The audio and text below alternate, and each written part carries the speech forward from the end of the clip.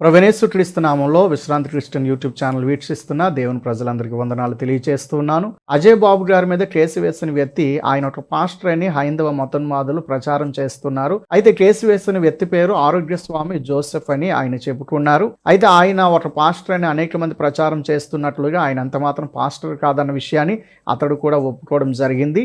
అయితే నేను ఒక ఆర్సిఎం క్రిస్టియన్ని అని ఆయన ప్రచారం చేసుకున్నాడు. అయితే ఇందులో కూడా ఏమాత్రం నిజం లేదు. ఎందుకనంటే అతడు ఒక పాస్టర్ కాదు, పైగా అతడు ఒక క్రిస్టియన్ కూడా కాడు. అతని గురించిన కొన్ని విషయాలు బయటకు వస్తున్నాయి. అతడు ఒక హైందవ ధర్మానికి సంబంధించిన వ్యక్తిగా కనబడుతున్నాడు. అలాగే అతడు ఆ యొక్క హైందవ ధర్మం యొక్క వ్యాప్తి కోసం ప్రయాసపడే ఒక కార్యకర్తగా కూడా కనబడుతున్నాడు. కాబట్టి లోపల యొక్క హైందవ ధర్మానికి సంబంధించిన వ్యక్తిగా ఉండి మతోన్మాద భావాలను కలిగిన వ్యక్తిగా ఉండి ఇతడు పైకి క్రైస్తవుడని చెప్పుకొని క్రైస్తవుల మీద, క్రైస్తవ సేవకుల మీద కేసులు వేయడం అనేది మనం చూస్తున్నాం. ఇది కూడా మతోన్మాదుల కుట్రలో ఒక భాగం అన్న విషయాన్ని గమనించండి.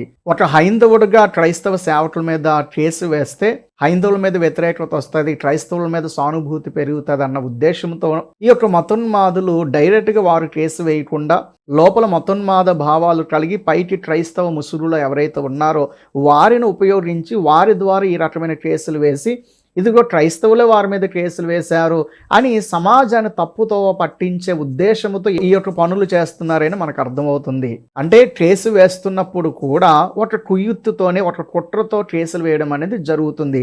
కాబట్టి ఈ యొక్క జోసెఫ్ అని ఇతడు క్రిస్టియన్ కాదు, అతను ఒక మతోన్మాద భావాలు కలిగిన వ్యక్తిగా మనకు కనబడుతున్నాడు. ఆయనకి సంబంధించిన ఫొటోస్ అవి మనం చూస్తే మనకు అర్థమవుతుంది.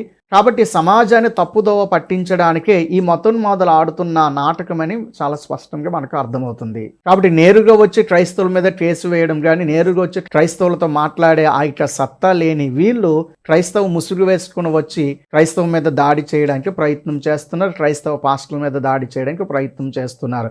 ఎక్కడే అర్థమైపోతుంది ఇది ఒక కుయుత్తుతో, కుట్రతో వారు చేస్తున్న యుద్ధమని అర్థమవుతుంది. అందుచేతనే కుట్ర కుయుక్తి ఎక్కడ ఉంటుందో అక్కడ ధర్మము, న్యాయం ఉండదు.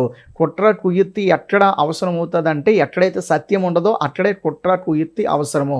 అందుచేతనే వారు నేరుగా సత్యమైన యేసుక్రీస్తుని, సువార్తని, క్రైస్తవ సేవకులను ఎదుర్కోలేక ఈ కుట్ర, అన్యాయపు కార్యాలు వారు చేస్తున్నారన్న విషయం సమాజంలో ఉన్న ప్రతి ఒక్కరూ గమనించాలని మనవి చేస్తున్నాను.